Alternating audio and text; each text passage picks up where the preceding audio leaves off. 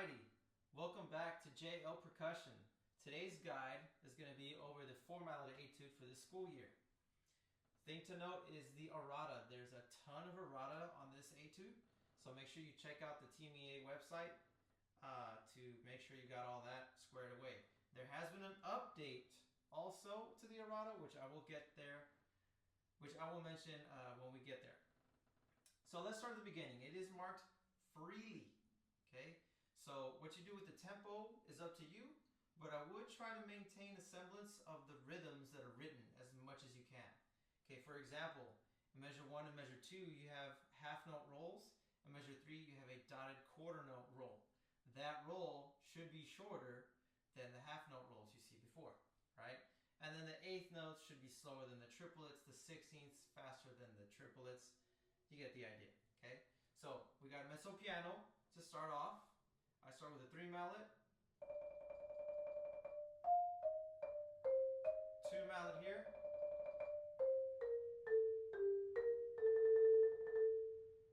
okay? A couple things to note here. We're starting with the 3 mallet, releasing with 2.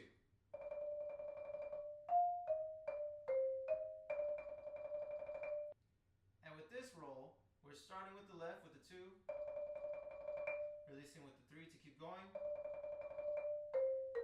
2, 2. Starting this roll with the 2. This roll right here is not connected to the next note like the others are, so be aware of that. Back up from the beginning.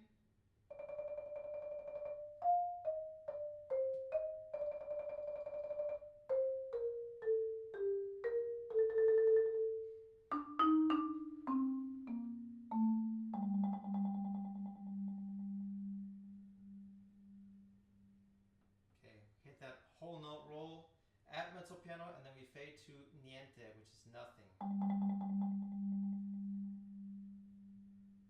Okay, as we got through the 60 notes,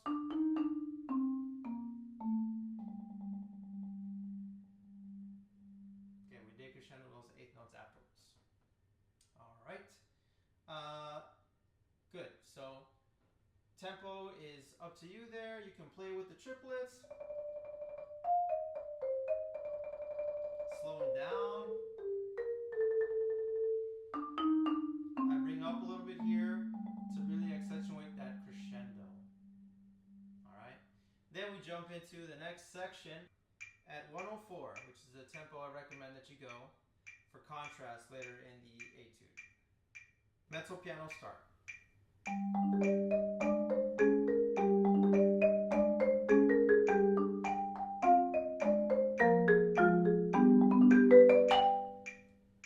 Let's take a look at measures 5 through 9.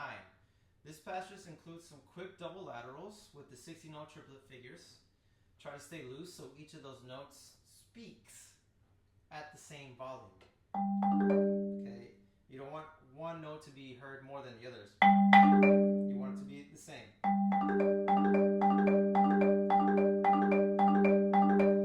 A good way to get better at these is to practice the inverted motion. So instead of 1, 2, 3, 4, practice 4, 3, 2, 1. Okay, that's going to give you more awareness of what each mallet is doing. So when you go back and put it in context,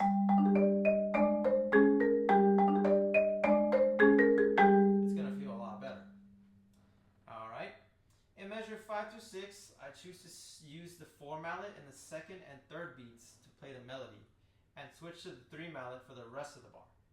I felt this was more efficient to get back into position to start the double laterals and play the accompaniment in the left hand more comfortably. So here's what that looks like. 3, 3, 3. 3, 3, 3, 3. Okay. I decided to play all accidental bars on the edges here to be consistent with the left hand. You'll have to shift your wrist angles to get to the best edge sound while maintaining a good center sound in the lower manual. See, we have to play here on the edge and there the off center.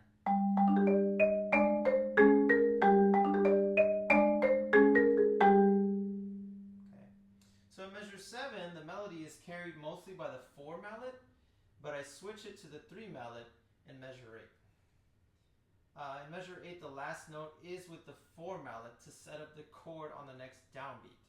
So here's what that looks like. 3, 3, 3, 4, 1. And then that sets us up for measure 9, where we have, again, the double laterals, 2, 3, 4 to finish. And that is a crescendo, so we're in mezzo piano, crescendo to mezzo forte for the second go around in these bars. Now, on the second time, in measure 7, starting on beat 2, there's a ritenuto, which means to suddenly slow down and then begin to speed up for the HL to get back to the original tempo by measure 9. Right? This comes up again in measure 39, so be aware of that. So the first time, its tempo is normal.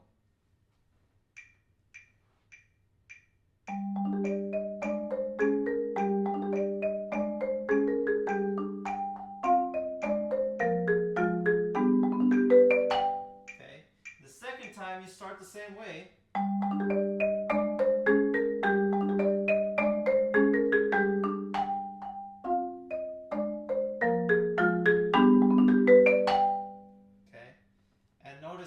How I got back to the original tempo there. So you hit the note, okay, you slow down immediately, then you HL faster, and by the time you hit the chord, you are back to 104. Alright? Just keep in mind that the second time we do start mezzo forte on this, and then we crescendo to forte. So then that takes us to measure 10, the aggressivo. These block chords, starting on G major.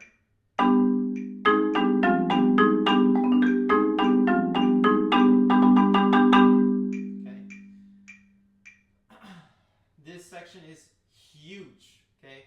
Be aggressive and mind the accuracy on the chords. We got your G major, A flat major, G major, F minor, okay, back to G major, A major, and G major.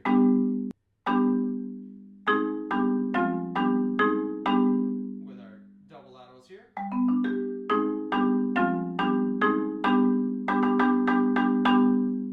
Okay. Start to bring out the 16-note triplets in the midst of the 8th note chords, because they will tend to get buried since the 8th notes are a lot easier to play louder.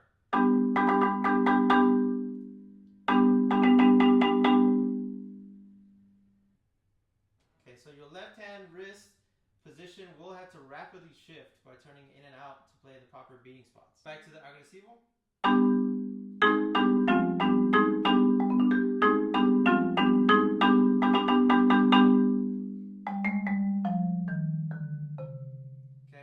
Make sure on that retard that the 60 notes are slower than the 60 note triplets that we had here.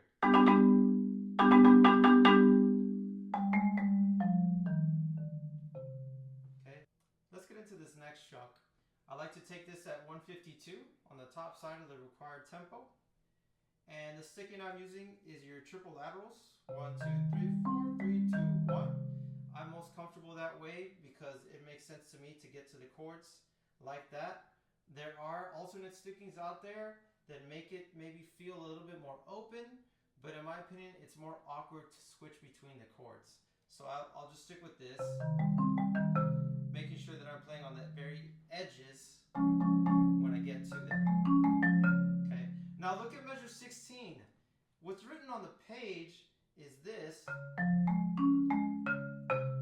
D flat going into the C of measure 17. But now the errata has been updated to reflect measure 15. Okay, so 16 is now the same as 15.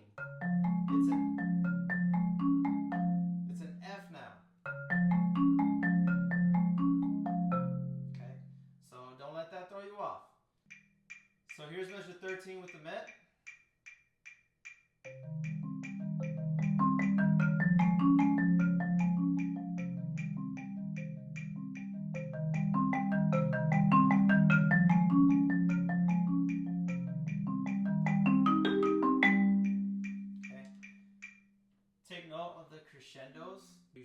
2 bars long. Decrescendo. Stay. Crescendo. Decrescendo. Crescendo. Land. Okay, we land here at 25. It's a G minor chord. A flat major. Okay, then we make it to 31. G minor, F minor, E flat major, and then D flat major with the change order. Okay, so we have a retard there and a crescendo.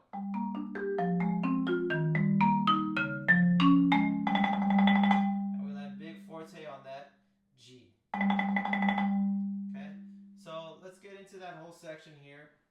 Start at measure 13.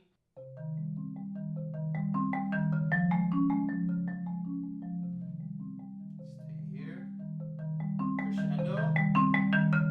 Decrescendo. Crescendo. Mezzo forte. Stay here. A flat.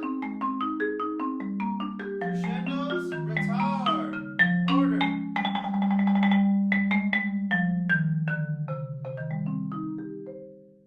Okay. Once we reach measure 35, we should be at 84 for our tempo. The roll is not connected.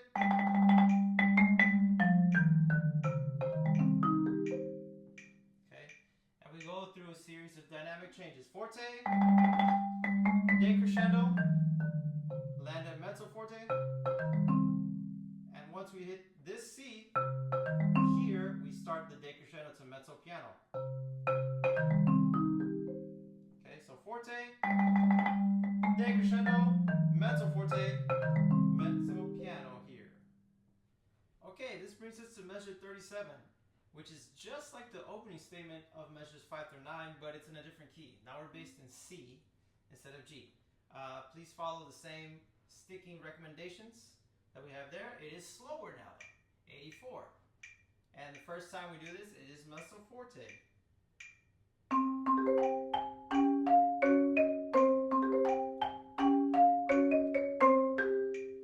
And then on V2, we have that same ritenuto.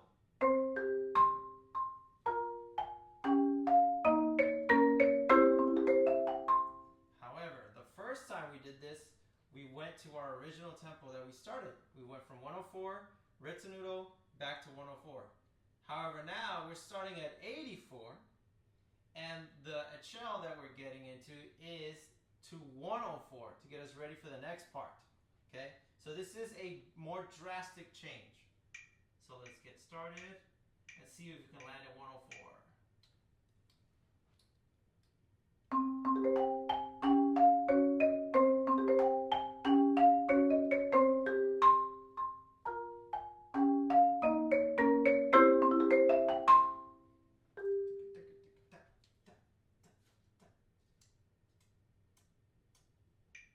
Pretty close, 103. All right, so that's something you can practice. And then we got a beat a rest, and we get into measure 42. All right, this we have 1, 2, 3, 4 double laterals. Okay. Once again, a good way to practice these is 4, 3, 2, 1. And then reverse it.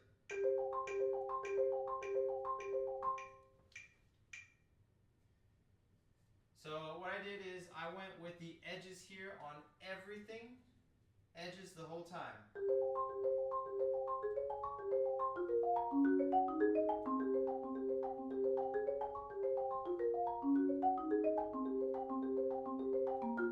Okay, that's going to be more consistent, okay, and it's going to be a lot less movement for you. Notice I'm playing on the very edges. Whenever you go to F and B flat, that's going to be where you might mess up, okay, where you might lose some accuracy. So make sure you shift your body or shift your wrist so that you can be as accurate as possible and still keep a good sound quality. You have the correct beating spots.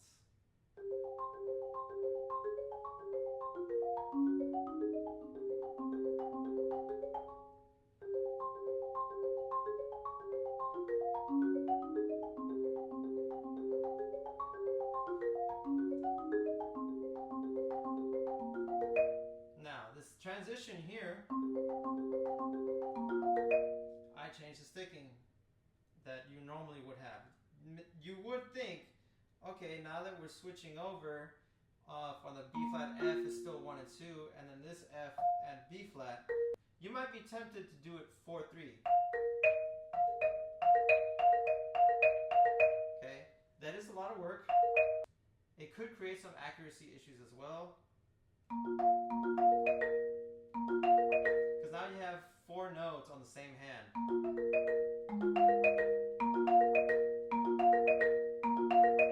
Okay, so what I recommend that you do instead is you go 1, 2, 4, 2, 4, 3. Okay, and then you move your left hand back to the correct notes.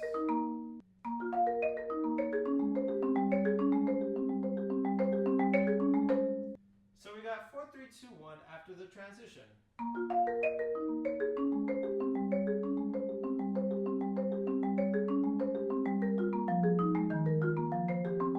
Crescendo, guitar, fifth.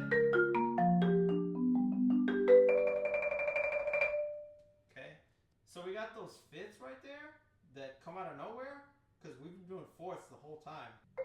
Crescendo, guitar, here, fifths, fourths.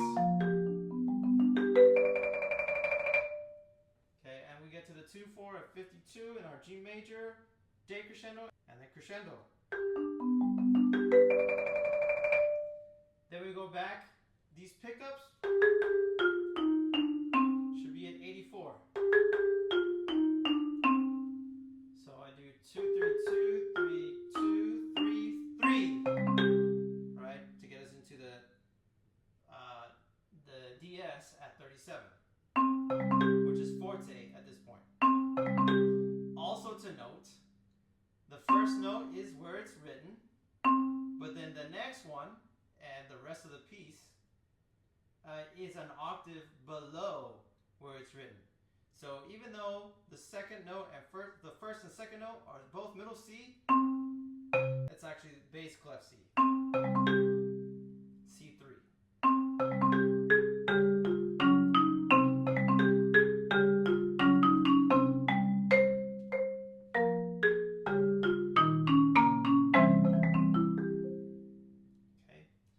So you approach that the same way as the previous time, except it's forte this time, and you again decrescendo to mezzo piano, and you make it to 104. Okay, and that brings us to the coda. So I recommend you do the coda at 104, just like the beginning. Okay, we got this 3-note chord, which is new. We haven't really done that before. Then we got the next triplet. The next triplet is the new chord, F. Okay, and the new dynamic, mezzo forte. Okay, after this chord hits, then we go to forte to the G chord. Okay, and then we got this chord here to finish it out. B flats and octaves, and then octave Cs.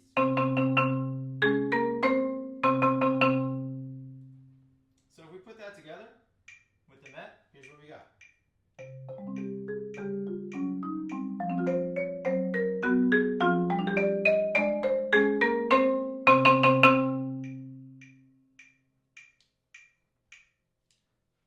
Okay, and that's the piece. That's the etude.